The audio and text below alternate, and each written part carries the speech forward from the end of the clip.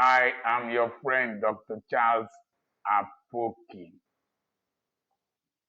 I have been reflecting on the political landscape in Africa, and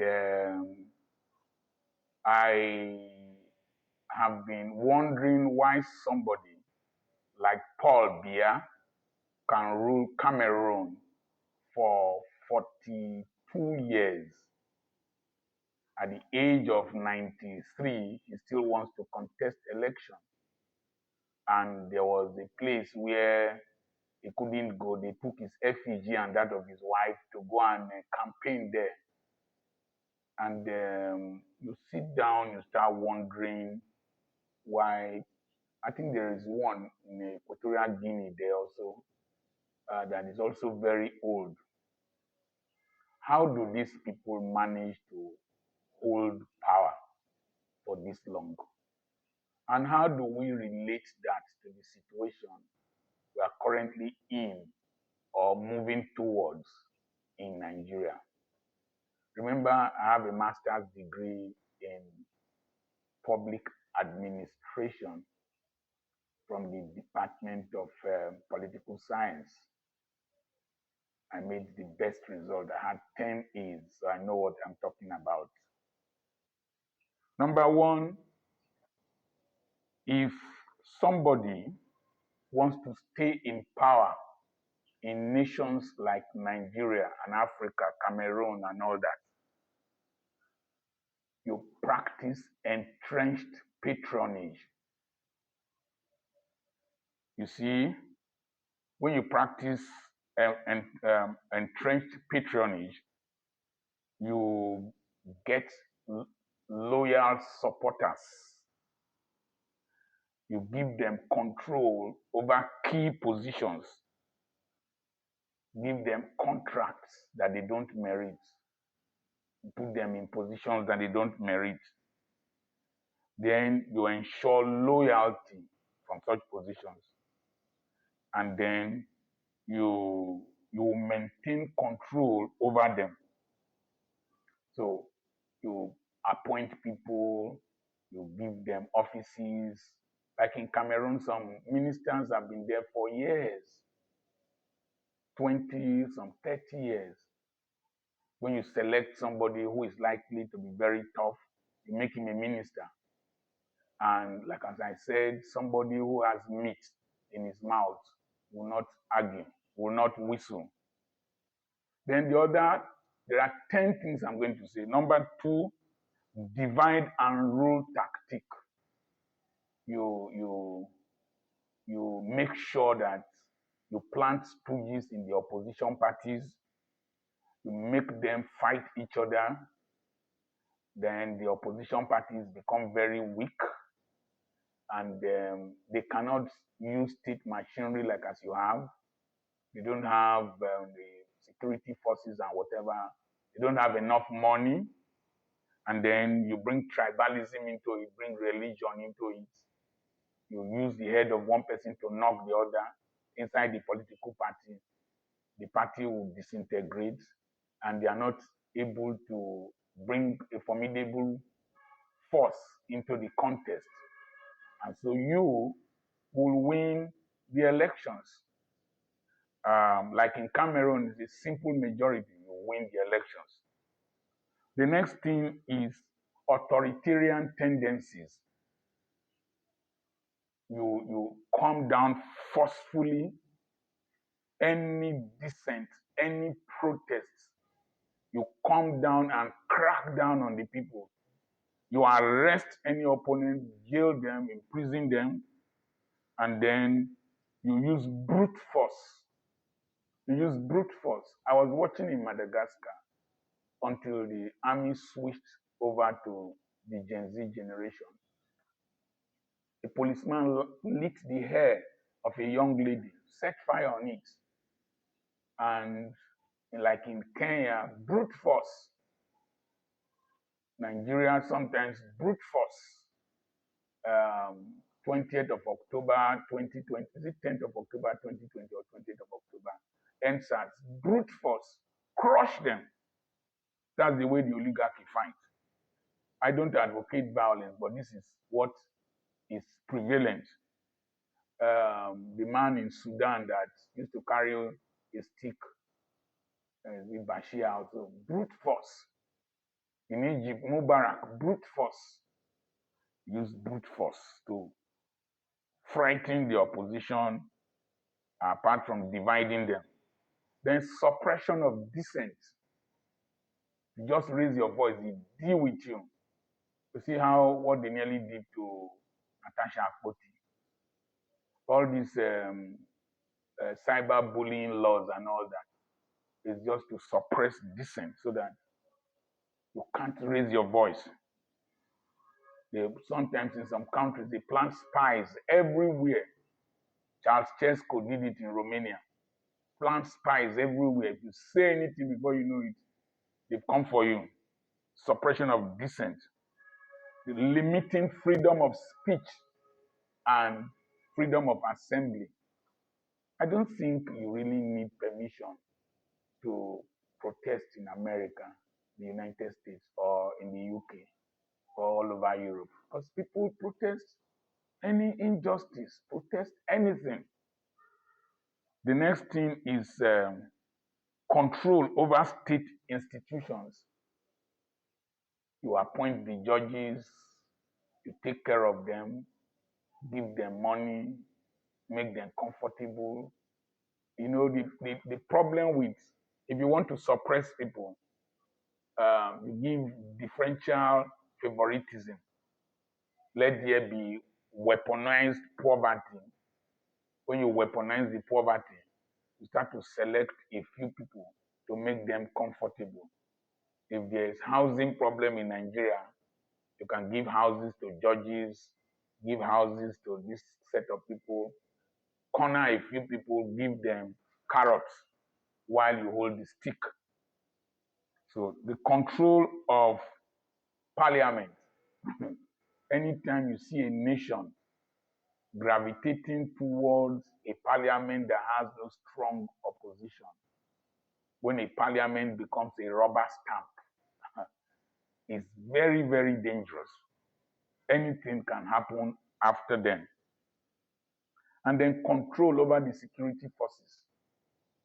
These individuals make sure that those who had very sensitive positions in the army, air force, police, navy are their cronies.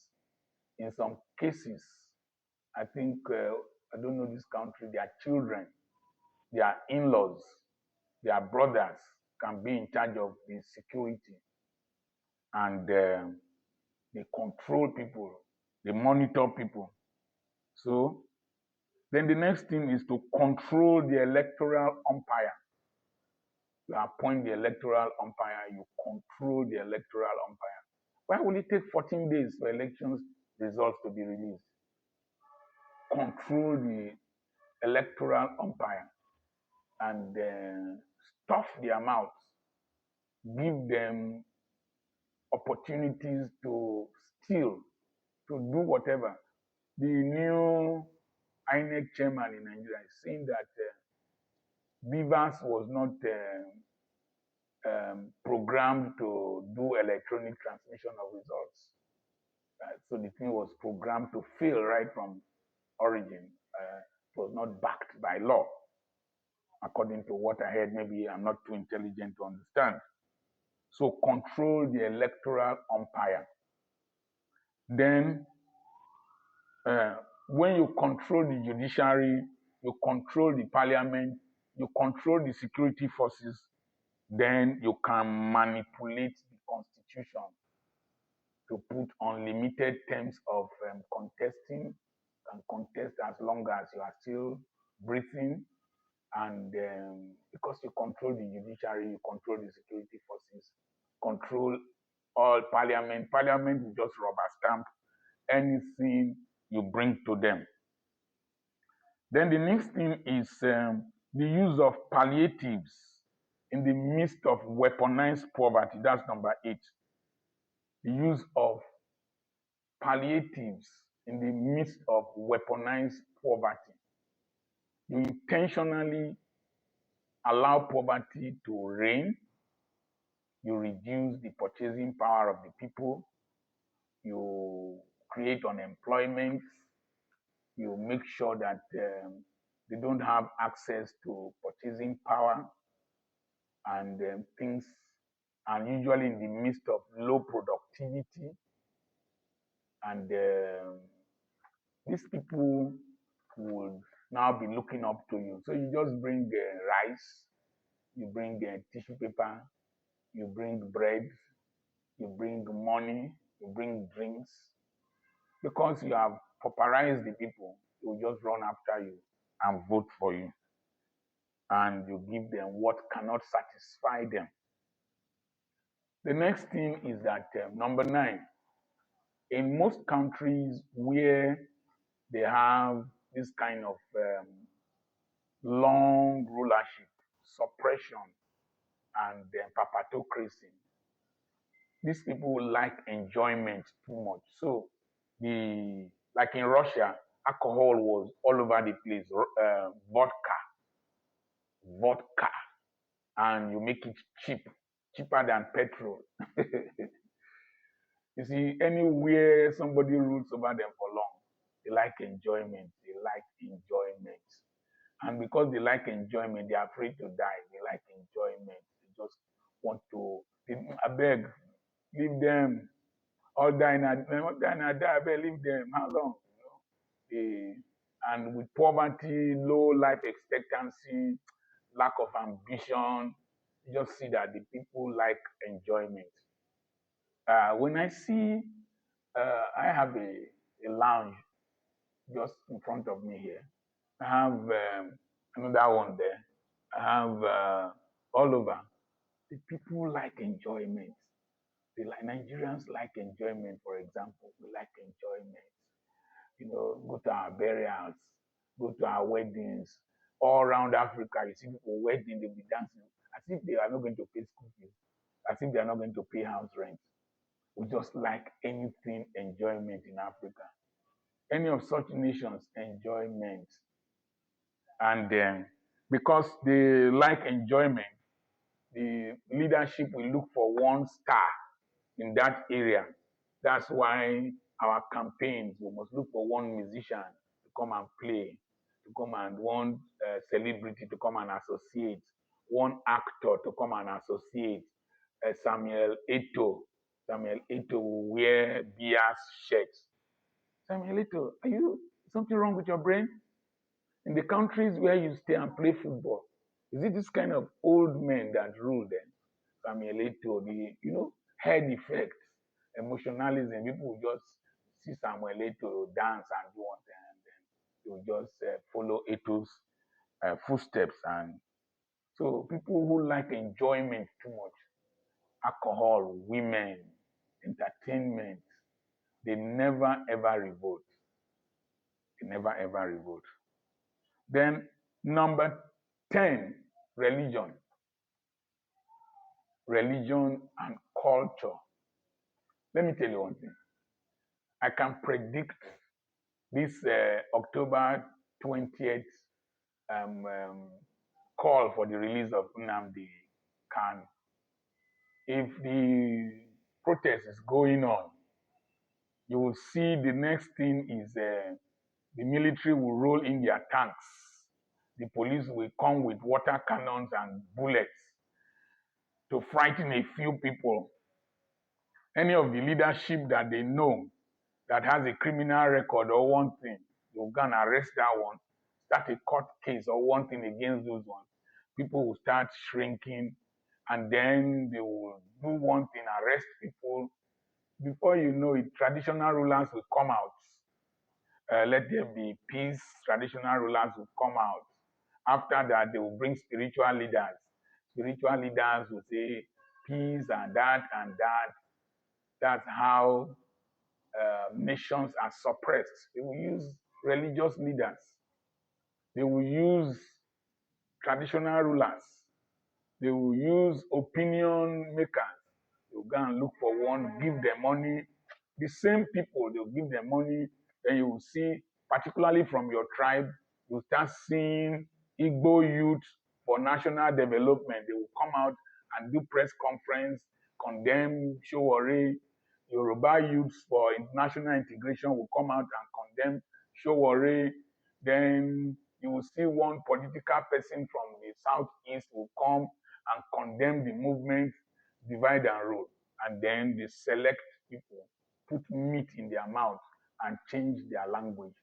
That is the way it works. And progressively, after some time, the trauma, they did an experiment. They took dogs. I've forgotten the name of the experiment. They traumatized them. When they put food and the dogs wanted to eat, they traumatized them. And so the dogs, when they see food, they associate it with trauma. When they now brought food without an intention to traumatize them, the dogs couldn't go and eat the food. But when they brought dogs that had not been traumatized, they were able to jump and go and eat the food. The problem that people are going to have,